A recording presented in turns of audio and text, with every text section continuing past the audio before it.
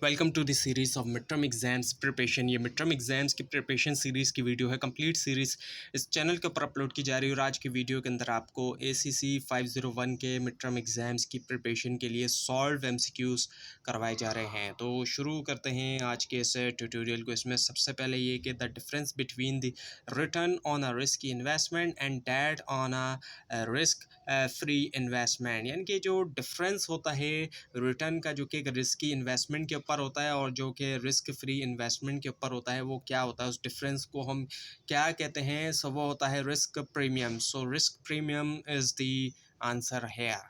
उसके बाद ये कि a group of assets such as stocks and bond held by an investor, एक जो ग्रुप ऑफ एसेट होता है, यानी कि उसके अंदर जो है वो स्टॉक्स भी शामिल है, शेयर भी शामिल है और बॉन्ड्स भी होते हैं जो कि इन्वेस्टर के पास होते हैं, इन्वेस्टर के पास मौजूद हैं। उसको हम कहते हैं क्या, पोर्टफोलियो होता है। वो पोर्टफोलियो के अंदर इन्वेस्टर के पास स्टॉक्स भी होते हैं और बॉन्ड्स भी होते हैं, शेयर्स और बॉन्ड भी होते हैं।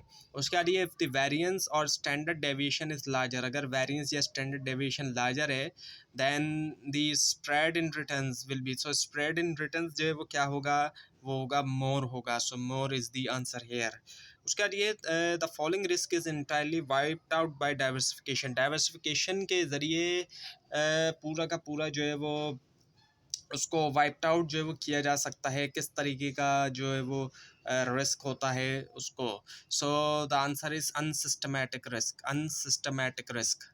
उसके बाद ये the objective for using the concept of diversification is to, अब जो ऑब्जेक्टिव है डाइवर्सिफिकेशन का कॉन्सेप्ट यूज़ करने का, वो क्या है। सो आंसर इसका है ए एंड बी बहुत आ जाते हैं, क्योंकि मिनिमाइज़ करना रिस्क और मैक्सिमाइज़ करना जो है वो रिटर्न, दोनों ही आ जाते हैं इस वजह से। उसके बाद ये कि while studying the relationship in risk and return it is commonly known as, study करना जो रिलेशनशिप है रिस्क के अंदर रिटर्न, ये कॉमनली तौर पे जाना जाता है किसके तौर पर। सो वो है answer number C, higher the risk higher the return. जितना ज़्यादा रिस्क होता है रिटर्न भी वहीं पर उतना ही ज़्यादा होता है। उसके बाद ये the type of risk that affects all firms and all security and can be diversified is, अब इस तरह का जो रिस्क होता है जो कि अफेक्ट करता है तमाम फर्म्स को भी, सिक्योरिटीज़ को भी, और उसको डाइवर्सिफाई भी नहीं किया जा सकता। सो वो होता है सिस्टमैटिक रिस्क, सिस्टमैटिक रिस्क सी। उसके बाद ये the total risk for an investor इस कम्पोस्ट ऑफ, अब जो टोटल रिस्क है उसमें कौन कौन से रिस्क जो है वो शामिल होंगे। सो answer is the all of the above, यानी कि डी, जिसमें डाइवर्सिफाइबल रिस्क भी है, अनसिस्टमैटिक और सिस्टमैटिक, हर तरह के रिस्क आ जाते हैं। उसके बाद ये the most common major of risk in finance is, जो मोस्ट कॉमन मेजर होता है रिस्क का फाइनेंस के अंदर, वो क्या होता है, वो स्टैंडर्ड डेविएशन होता है, जो कि बी आंसर है यहाँ पर। उसके बाद ये the measure of relationship between a stock return and the market return is known as, measure of relationship जो होता है कि स्टॉक रिटर्न और मार्केट रिटर्न के दरमियान, वो जाना जाता है इनमें से किसके तौर पर, वो जाना जाता है बीटा के तौर पर। So the answer is C. उसके बाद ये risk which can not be reduced nor और eliminated through diversification is called systematic risk, systematic risk होता है जिसको ना तो रिड्यूस कर सकते ना एलिमिनेट डाइवर्सिफिकेशन के जरिए। उसके बाद ये beta of a stock is 1.5 is it indicates the stock is, अगर बीटा जो है एक स्टॉक का 1.5 है, ये क्या इंडिकेट करता है कि स्टॉक जो है वो इनमें से क्या है, वो है more risky than the market, more risky करता है मार्केट के मुकाबले में, जो है वो ज़्यादा रिस्की, यानी कि उसके बाद ये the graphical representation of CAPM जो इज़ नॉन एज, जो ग्राफिकल रिप्रेजेंटेशन है CAPM का, वो जाना जाता है इनमें से किसके तौर पे, वो जाना जाता है सिक्योरिटी मार्केट लाइन, यानी कि बी इसके तौर पर। उसके बाद ये कि the risk which is specific to company और इंडस्ट्री इज़ कॉल्ड, अब ऐसा रिस्क जो कि स्पेसिफिक होता है किसी कंपनी के लिए या इंडस्ट्री के लिए, वो कहलाया जाता है क्या, अनसिस्टमैटिक रिस्क जो है वो कहलाया जाता है। उसके बाद ये the slope of security market line is determined by, जो स्लोप होता है सिक्योरिटी मार्केट लाइन का, उसको हम कैसे जो है वो डिटरमाइन करते हैं। So answer is the risk premium, risk premium के ज़रिए। और उसके बाद ये कि in the CAPM model the only risk that matter is, CAPM model के अंदर जो एक ऐसा रिस्क जो कि वही मैटर करता है, सो वो है सिस्टमैटिक रिस्क। और उसके बाद नेक्स्ट वन है the process of reducing risk by investing in a variety of assets is called. अब एक ऐसा प्रोसेस जिसके ज़रिए रिस्क को कम किया जा सकता है इन्वेस्ट करते हुए वैरायटी ऑफ एसेट्स में, यानी कि एक ही जगह एसेट में इन्वेस्ट ना करें बल्कि वैरायटी में डिफरेंट एसेट्स के अंदर इन्वेस्ट किया जाए, सो वो कहलाया जाता है डाइवर्सिफिकेशन। डाइवर्सिफाई कर दिया जाए यानी कि मुख्तलिफ जगहों पर इन्वेस्ट किया जाए। उसके बाद ये इन CAPM the intercept of SML is, in CAPM के इंटरसेप्ट है SML का, वो इनमें से क्या है, वो है risk free rate. So the answer is C। Next one is the return expected asset is, जो रिटर्न होता है रिस्क फ्री एसेट्स के ऊपर, वो इनमें से क्या है, वो है risk free rate. It is called risk free rate. उसके बाद ये विच ऑफ द फॉलोइंग, इनमें से कौन सा जो है not a component of CAPM formula, इनमें से कौन सा जो है वो कंपोनेंट नहीं है CAPM फार्मूला का। The answer is alpha. Alpha is the answer here. उसके बाद ये द CAPM फार्मूला इज, इनमें से कौन सा जो है वो CAPM फार्मूला है। Answer is the A, which is the R is equals to RF small f plus beta multiplied by RM minus RF। Next one is the which model uses beta as a measure of risk, इनमें से कौन सा model जो है वो use करता है beta को as a measure of risk के तौर पर। The answer is A, which is the CAPM। And next one is the minimum number of stocks to achieve optimal diversification is generally consider to be, जो minimum stock का number है यानी कि amount है achieve करने के लिए optimal diversification generally तौर पे वो कितना होता है, वो होता है 20 से 30 तक होता है, यानी कि C होता है। उसके बाद ये डाइवर्सिफिकेशन रिड्यूसेस, अब डाइवर्सिफिकेशन से हम कम कर सकते हैं क्या, अनसिस्टमैटिक रिस्क को हम कम कर सकते हैं। उसके बाद ये कि विच ऑफ द फॉलोइंग, इनमें से कौन सा जो है वो क्या है, एक रिस्क फ्री इन्वेस्टमेंट जो है उसको कंसिडर किया जाता है, वो है गवर्नमेंट बॉन्ड्स। गवर्नमेंट बॉन्ड्स जो है उनको कंसिडर किया जाता है। उसके बाद ये कि market risk is also known as, market risk किसके तौर पर जाना जाता है, सिस्टमैटिक रिस्क के तौर पर जो है वो जाना जाता है। अब ये कि विच ऑफ द फॉलोइंग, इनमें से कौन सा जो है not a source of systematic risk, इनमें से कौन सा ऑप्शन जो है वो सिस्टमैटिक रिस्क की जो है वो सोर्स नहीं है। सो the answer is management decisions. और जो बाकी हैं जो होते हैं सोर्स, उनमें इंटरेस्ट रेट चेंजेस आए थे, इन्फ्लेशन आया था, इनकी महंगाई, और इसके अलावा जो पॉलिटिकल इंस्टेबिलिटी होती है, जो सियासी तौर पर हालात जो है ख़राब होते हैं, तो वो तमाम चीज़ें आ जाती हैं। नेक्स्ट वन,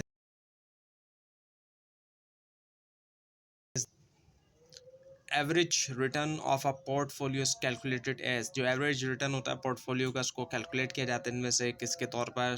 सो वो है weighted average. Weighted average is the answer here. Next one is the two, if two assets move in opposite direction their correlation is, अब दो एसेट्स जो कि अपोजिट डायरेक्शन में जा रहे हैं, यानी कि एक आगे जा रहा है एक पीछे जा रहा है, कुछ इस तरीके की अगर सूरत हाल हम देखते हैं तो उसको हम क्या कहते हैं, नेगेटिव कहते हैं, कि एक बढ़ेगा तो एक कम होगा। और उसके बाद ये कि the correlation coefficient ranges between, जो कोरिलेशन कोएफिशिएंट है उसकी जो रेंज है वो कहाँ से है, -1 से +1 तक है। सो आंसर इज B। उसके बाद ये द रिटर्न इक्वल होता है इनमें से किसके। सो वो है weighted average of the individual returns, जो वेटेड एवरेज होता है इंडिविजुअल रिटर्न्स का उसके इक्वल होता है। Next one is the perfectly diversified portfolio has a correlation of, एक जो परफेक्टली डाइवर्सिफाइड पोर्टफोलियो होता है उसका कोरिलेशन इनमें से क्या है, वो है 0। और उसके बाद ये risk that affects a large number of asset is called, एक ऐसा रिस्क जो कि अफेक्ट करता है बहुत ज़्यादा जो तादाद में हम देखते हैं एसेट्स को, वो खिलाया जाता है मार्केट रिस्क जो है वो खिलाया जाता है। उसके बाद ये कि an asset with a beta of 0 implies, एक जो एसेट होता है बीटा ऑफ 0 के साथ वो क्या इम्प्लाई करता है, no relation with the market, no relationship with the market जो है उसको करता है। उसके बाद ये कि an investor is consider the risk averse if, एक इन्वेस्टर को रिस्क एवर्स कंसिडर करेंगे कब, जब require compensation for risk taking risk, जब कंपनसेशन रिक्वायर होता है रिस्क लेने के लिए। बाद ये the concept of efficient frontier is related to, जो कॉन्सेप्ट है एफिशिएंट फ्रंटियर का वो रिलेटेड किससे, वो है ऑप्टिमल पोर्टफोलियो से। Optimal portfolio is the answer. उसके बाद ये कैपिटल मार्केट लाइन CML यानी कि represent links risk return trade off for, represent करता है किसको, रिस्क रिटर्न ट्रेड ऑफ, जो इनमें से किसके लिए, एफिशिएंट पोर्टफोलियोज के लिए। एफिशिएंट पोर्टफोलियोज का आंसर हो गया। उसके बाद ये which of the following is a false statement, इनमें से कौन सा जो है वो फॉल्स स्टेटमेंट है। सो वो है कि beta measures total risk, beta जो है वो मेजर करता है टोटल रिस्क को। और उसके बाद ये कि the higher the standard deviation the जितना ज़्यादा स्टैंडर्ड डेविएशन होता है तो क्या होता है कि हायर द रिस्क होता है। और उसके बाद ये कि विच ऑफ द फॉलोइंग इनमें से कौन सा जो है does not affect the systematic risk को जो है वो अफेक्ट नहीं करता, इनमें से कौन सा। So answer is the company strike. बाकी ऑप्शन है business cycle, monetary policy and recession. और उसके बाद ये कि व्हेन कंबाइनिंग टू एसेट्स, जब कंबाइन कर रहे हैं दो एसेट्स को, diversification benefits occurs if their correlation is. Diversification के बेनिफिट्स होते हैं अगर उनका कोरिलेशन जो है वो कितना होता है, वो होता है लेस देन वन। अगर वो लेस देन वन है तो तब। उसके बाद ये कि मेजर ऑफ टोटल रिस्क है, इनमें से जो है वो कौन सा जो है वो मेजर ऑफ टोटल रिस्क है, वो है स्टैंडर्ड डेविएशन। स्टैंडर्ड डेविएशन जो है वो होता है। उसके बाद ये कि what happens to risk as a number of stocks in a portfolio increases। Risk को क्या होगा, मतलब क्या हो जाएगा रिस्क के साथ अगर नंबर ऑफ स्टॉक जो है पोर्टफोलियो में बढ़ जाएंगे तो रिस्क में कमी आ जाएगी, क्योंकि नंबर ऑफ स्टॉक्स बढ़ रहे हैं तो रिस्क के अंदर कमी आती जाएगी।